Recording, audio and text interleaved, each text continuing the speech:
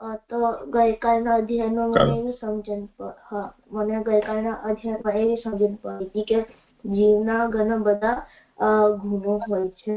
તો એક પહેલું તો પરિમાણ એટલે જે જીવનું જે આકાર જે સ્વરૂપ જે છે એ અનુરૂપ હોય છે, એટલે અનુ હોય છે. પછી સંખ્યા આપણે જોયું કે જીવ ઘણા બધા હોય છે. એક બધા માટે જુદો જીવ હોય છે, જેમ કે મહેશનો જીવ, રમેશનો જીવ, રીતે ઘણા બધા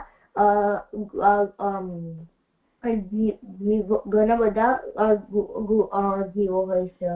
અને પછી આપણે દેખીતું પૃથક્ત્વ એટલે ઘણા બધા જુદા જુદા પ્રકારના જુદા જુદા લોકો માટે જીવો હોય છે. એટલે કે રમેશનો જીવ, પછી મહેશનો જીવ, એવા જુદા એટલે દરેક જીવોમાં પૃથક્ત્વ હોય છે, એટલે જુદાપણું હોય છે. પછી આપણે દૈશિક પરત્વ અને અપરત્વ જોયું હતું. તો પરત્વ અને અપરત્વ એટલે ત્યાં અને અહીંયા, અને દૈશિક એટલે સ્થાન, એટલે જીવ આ સ્થાનમાં છે અને પેલા સ્થાનમાં નથી, એને દૈશિક પરત્વ અને અપરત્વ કહેવાય છે. પછી જે ક્રિયા સામર્થ્ય જોયું તો એ મને હજુ બહુ સમજણ નહીં પડી. પણ પછી આપણે પ્રાણ ધારણ પ્રયત્ન બીજો ગુણ હતો. એમાં આપણે જોયું હતું કે જયારે જીવને દેહની પ્રાપ્તિ થાય છે ત્યારે એને પ્રાણને પણ ધારણ કરે છે. એના વખતે એને પ્રાણાધ્યાસ પણ શક્ય બને છે. અધ્યાસ એને એક ગુણ કહેવામાં આવે છે, પ્રાણ ધારણ પ્રયત્ન. એટલે પ્રાણને ધારણ કરવામાં પ્રયત્ન કરે છે. પછી સ્વપ્ન પ્રકાશકત્વ, તો એમાં આપણે એવું જોયું હતું કે જે સ્વપ્ન જે છે અમને સ્વપ્ન બહારથી નથી હોતું પણ અંતકરણમાં જ હોય છે. એટલે આપને આ જે સ્વપ્ન જે થાય છે જીવને, એને બોધ કરાવે છે જીવને.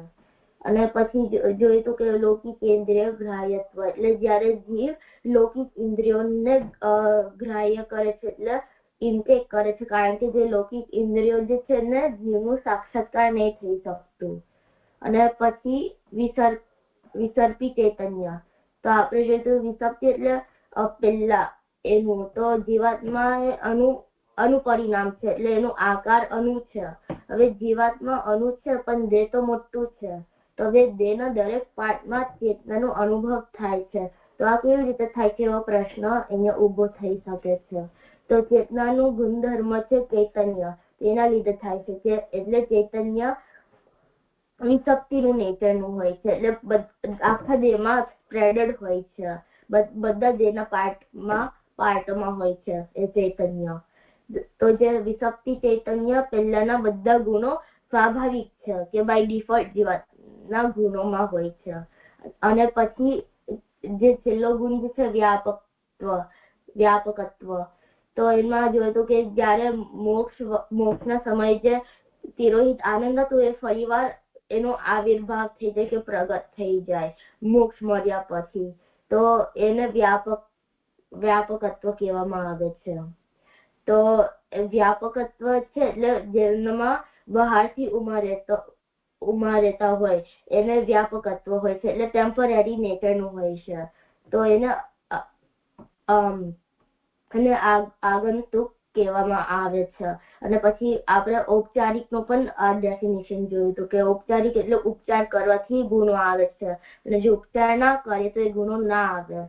તો પછી જે મુક્ત થાય ત્યારે જીવમાં વ્યાપકત્વ ઉત્પન્ન થવું એ જરૂરી નથી. એટલે જયારે બ્રહ્મ એવી ઈચ્છા કરે ત્યારે એમાં વ્યાપકત્વ ઉત્પન્ન થઈ શકે છે. જેમ કે ભક્તિ મુક્તિ થયા પછી એનું જ અંશ સ્વરૂપ પહેલા જે અંશ સ્વરૂપ પહેલા હતો ત્યારે જન્મ લીધો ત્યારે એવું જ એને સ્વરૂપ મળે છે મુક્ત થયા પછી. તો પણ એટલે એમાં વ્યાપકત્વ નહીં આવ્યું. પણ જેમ કે જ્ઞાન માર્ગીઓ હોય છે એમને એમાં જે હોય છે એમને બ્રહ્મ વ્યાપક છે એવા બ્રહ્મની ઉપાસના કરી છે, તો બ્રહ્મ એમની અંદર વ્યાપકત્વ ઉત્પન્ન કરે છે એમની ઈચ્છા પ્રમાણે. તો એવી સમજણ પડી હતી છે. હવે અને અર્પણને જે ન સમજાયું ભક્તિ તને કઈ કેવું હોય તો? ક્રિયા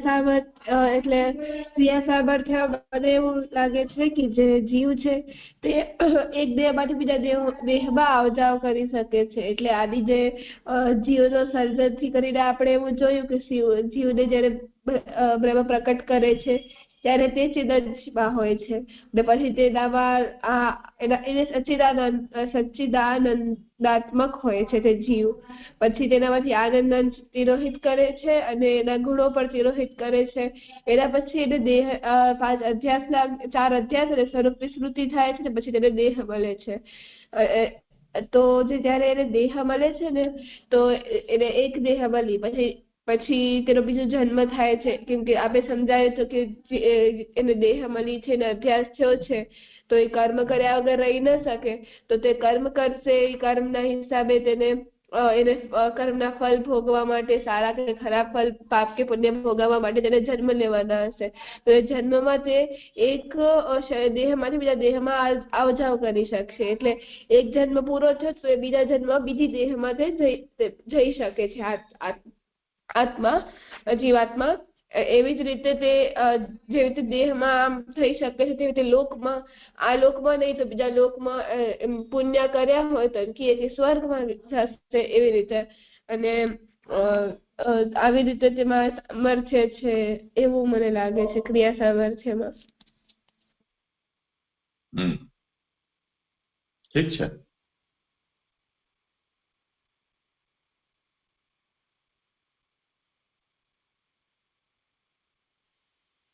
હાજી જી મને સમજાઈ ગયું. એટલે ક્રિયા સામર્થ્ય એટલે આ જીવને એના જે પહેલાના જન્મમાં જે પાપ પુણ્ય કર્મ કર્યા હોય એને ભોગવવા પડે. તો ફરીને ફરી વાર એ જન્મ લેવાનું હોય છે ને, તો એક દેહમાંથી બીજા દેહમાં એ જવું પડે છે ને એના પાપ ને પુણ્ય કર્મ કરવાના લીધે.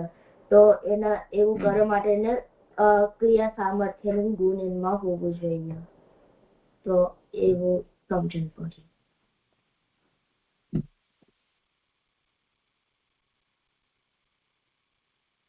ઠીક છે, બરોબર. આગળ હવે જી જય જય. જીવોના પ્રકાર. શ્રીમદ ભાગવત ગીતામાં વર્ણવેલ પ્રકારે મુખ્યત્વે જીવો 2 પ્રકારના હોય છે, દૈવી અને બીજું આસુરી. દૈવી એટલે દૈવી જીવો તેને કહેવામાં આવે છે કે જેમની અંદર ભગવાને સૂક્ષ્મ સદ્વાસના સ્થાપિત કરેલી હોય. આ સદ્વાસનાને કારણે દૈવી જીવોમાં આત્મોદ્ધારનો ઉપાયો, આદરવાની રુચિ અને યોગ્યતા આવતી હોય છે. સાધનોનું અનુષ્ઠાન કરીને પ્રભુ કૃપાથી તેઓ મોક્ષ કે ભક્તિને પ્રાપ્ત કરે છે. અને પછી આસુરી એટલે આસુરી જીવો સૃષ્ટિ લીલાના સાતત્ય માટે પ્રભુએ પ્રગટ કર્યા છે. મુક્તિ લીલાના અધિકારી રૂપે નહીં. આસુરી જીવોને પ્રવાહી જીવો પણ કહેવામાં આવે છે. તેમના 2 ઉપભેદો છે, યોગ્ય અને અજ્ઞ.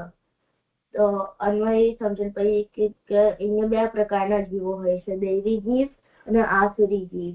તો દૈવી જીવ એને કહેવાય છે કે જેમની અંદર ભગવાને સદ્વાસના સ્થાપિત કરેલું હોય અને એના લીધે એ જીવના અંદરમાં મોક્ષની પ્રાપ્તિના ઉપાય કે સાધનાઓ અને એમાં રુચિ અને ક્વોલિફિકેશન ઉત્પન્ન થાય છે આ સદ્વાસનાના કારણે. તો અને આ બધા જે સાધનો જે હોય આત્મા ઉદ્ધાર કરવા માટે, તો એ બધા સાધનોથી એ જીવ પ્રભુના કૃપાથી એ જીવને મોક્ષની પ્રાપ્તિ થાય છે કે ભક્તિની પ્રાપ્તિ એને થાય છે. અને પછી આસુરી જીવો એટલે આસુરી જીવો જે છે એમને મોક્ષ પ્રાપ્ત કરવાનું કે મુક્તિ પ્રાપ્ત કરવાનો એમનો અધિકાર નથી હોતો. ખાલી સતત જ આ જન્મ મરણના ચક્રમાં ફર્યા કરવાનું. તો આજે આસુરી જીવો જે છે એ પ્રવાહી જીવો પણ એમનું બીજું નામ હોય છે પ્રવાહી જીવો, અને એમના બે પ્રકારના હોય છે, દુર્ગીય અને અજ્ઞ. તો એવી સમજણ પડી છે. ભક્તિ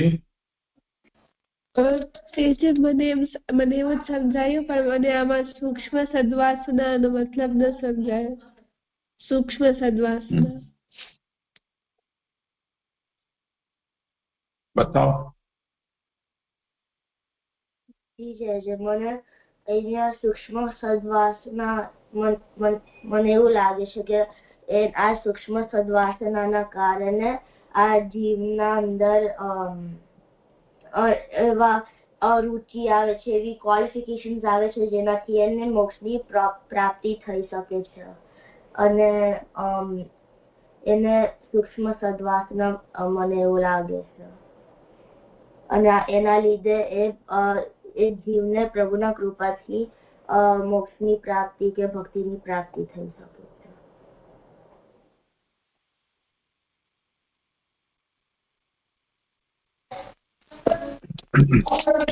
જો એવું છે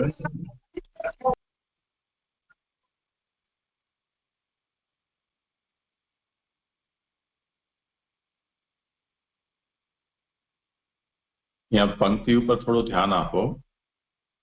દૈવી જીવ તેને કહેવામાં આવે છે કે જેમની અંદર ભગવાને સૂક્ષ્મ સદ્વાસના સ્થાપિત કરેલી હોય. તો સૌથી પહેલા તો એ આમાં સમજવાનું છે કે આ વાસના એક તો સૂક્ષ્મ છે. સૂક્ષ્મ છે એનો મતલબ એ છે કે જેમ આપણે આપણા ભીતર રહેલા જે સૂક્ષ્મ પદાર્થો છે એને આપણા અંદર હોવા છતાં પણ અનુભવી નથી શકતા કે જોઈ નથી શકતા. એટલે એ બહુ પરોક્ષ છે. બીજું એ છે કે એ ભગવાન દ્વારા સ્થાપિત કરેલી છે. તો કેટલીક વાસના એ જાતની હોય કે જે વાસનાને આપણે કલ્ટિવેટ કરીએ.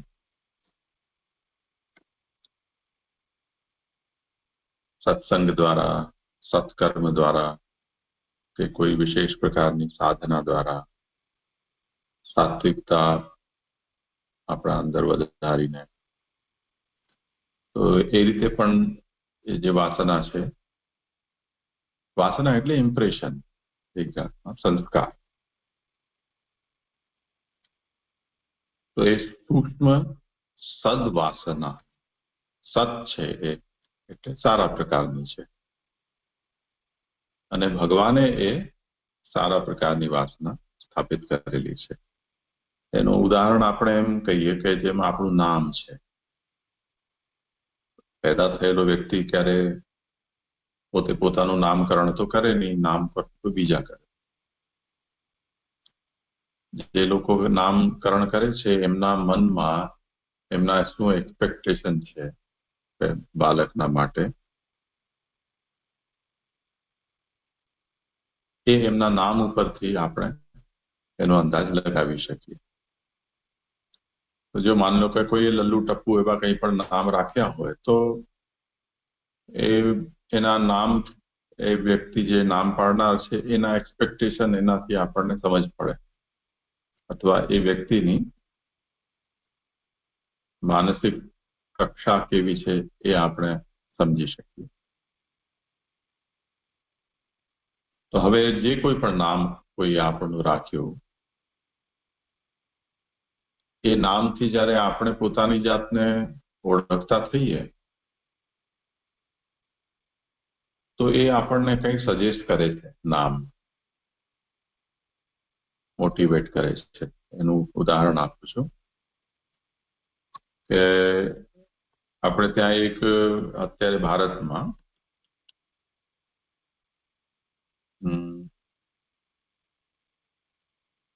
અત્યારે જેમને દલિત કહેવાય છે,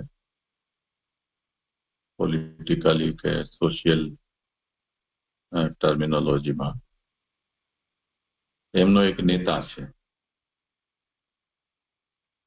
એ નેતાનું નામ છે રાવણ.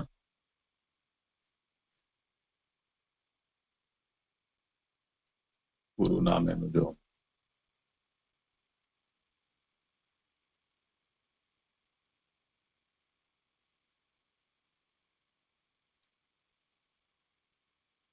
ચંદ્રશેખર રાવણ.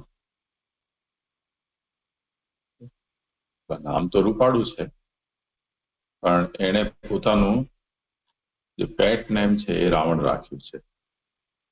મુખ્ય નામ એનું ચંદ્રશેખર આઝાદ છે અને ભીમ આર્મી છે એનો એ સંસ્થાપક છે. તો એણે પોતાનું ઉપનામ રાવણ તરીકે રાખ્યું છે.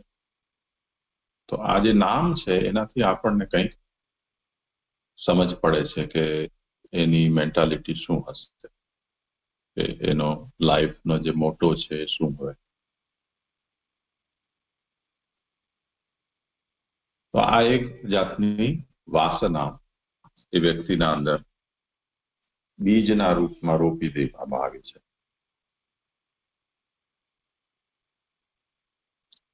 નેપાળમાં એક પોલિટિકલ લીડર છે, એનું નામ પ્રચંડ છે.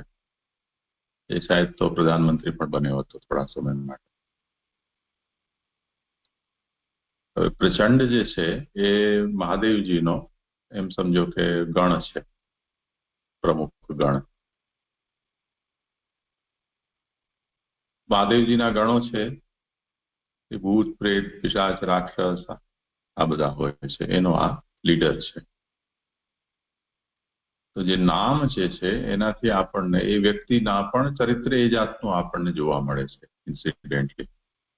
તો આપણને એવા બધા જે ઉદાહરણો મળે એનાથી આપણને એમ સમજ પડે કે એમના ભીતર આ નામના ગુણો છે. યથા નામા તથા ગુણાહ એવું કહેવાય છે. તો હવે નામને કારણે એવા ગુણો આવ્યા છે કે ગુણને કારણે નામ પડ્યું છે, એ તો હવે પછી શોધનો વિષય છે.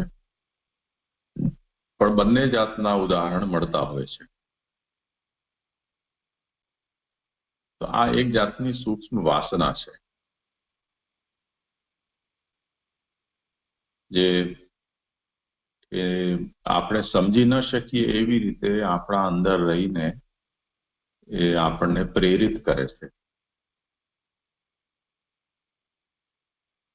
તો જેમ આપણા શરીરમાં ઘણા બધા હોર્મોન્સ હોય છે જે અમુક અમુક સમયે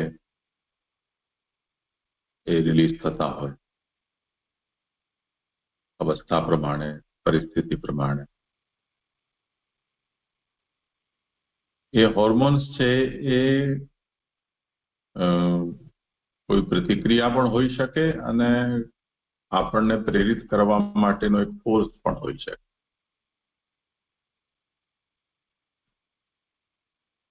આપણે એ વાતને નથી સમજી શકતા કે આવું કેમ થાય છે, પણ એનો જે જાણકાર વ્યક્તિ છે એ વાતને સમજી શકશે કે આ દિવસોમાં કે આ ઉંમરમાં અથવા આવા સંજોગોમાં આ જાતના હોર્મોન્સ છે એ રિલીઝ થયા, એને કારણે આ વ્યક્તિનું બિહેવિયર આવું થયું.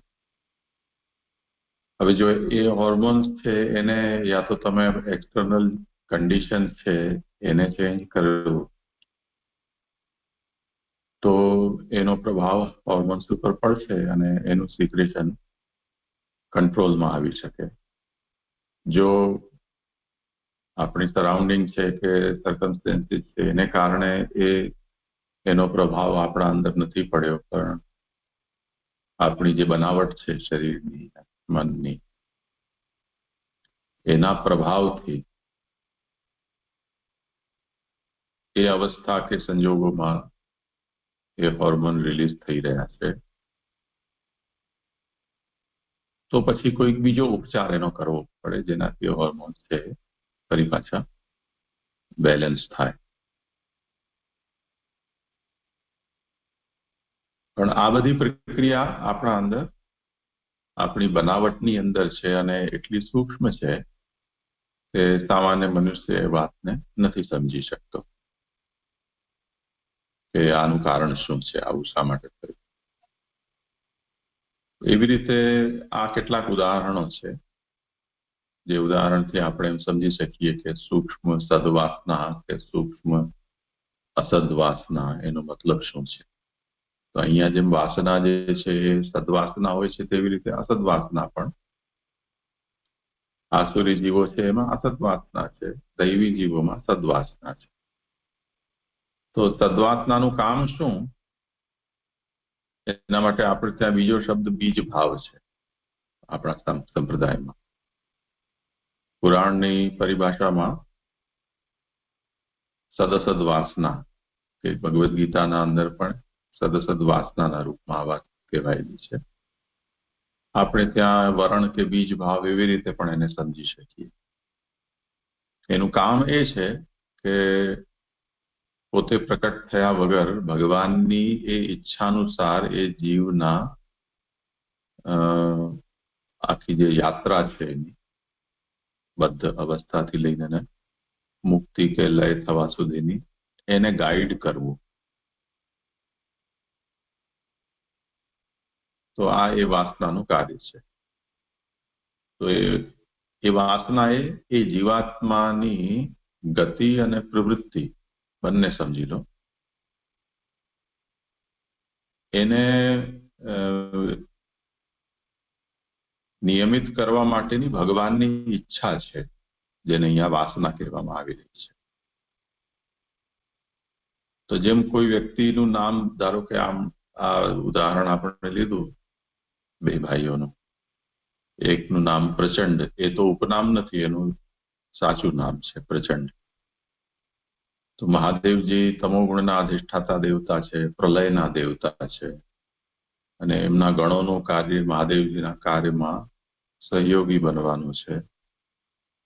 તો એમનું પણ તમોગુણી હોવું જરૂરી છે, અને એમાં પણ મહાદેવજીના આદેશને વગર વિચારે પાલન કરવું, બસ એટલું જ છે.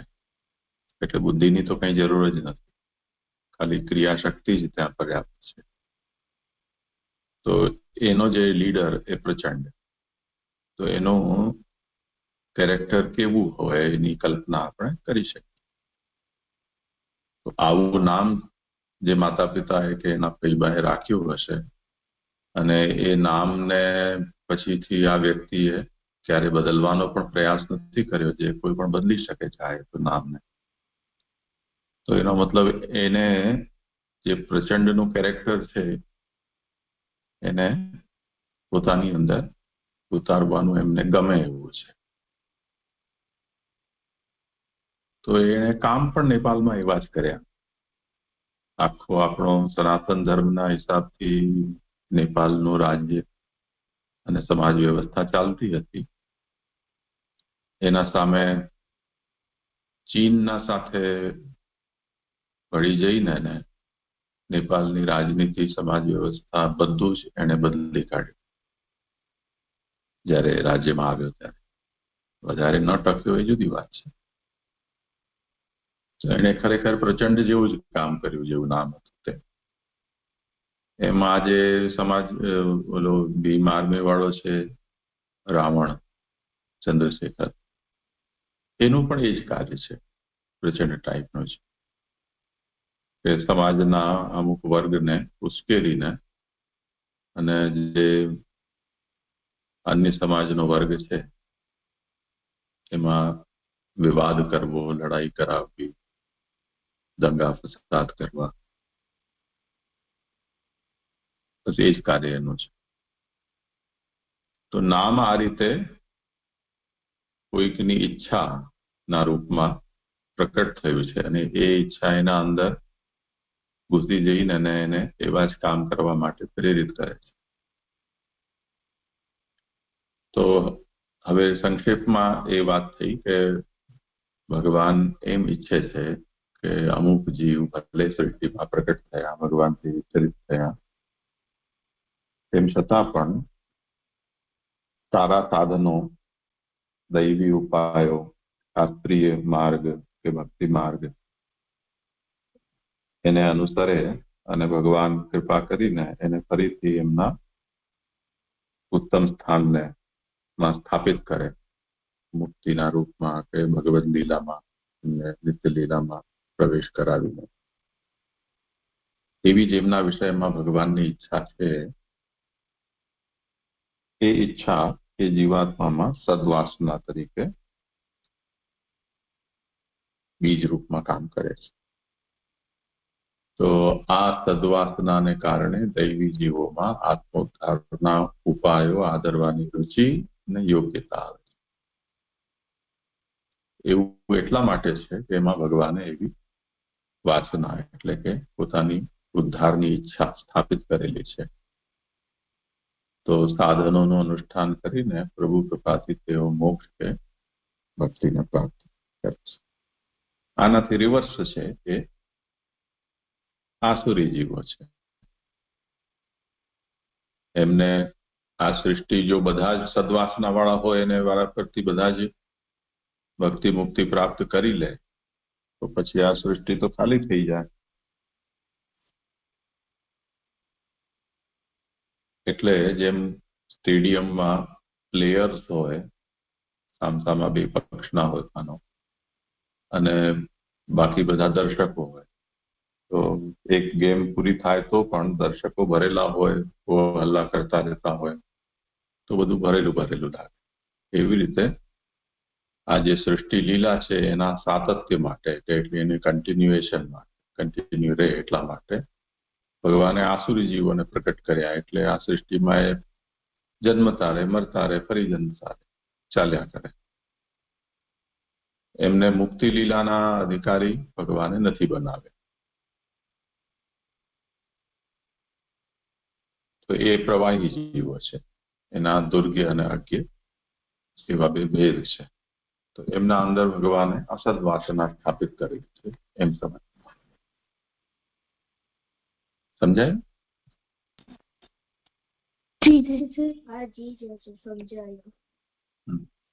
સારું, પછી કરીશું આગળ. તને કેટલા દિવસ છુટ્ટી છે અર્પણ? મંડે થી ચાલુ થઈ જવાની છે સ્કૂલ. અરે ચાલો,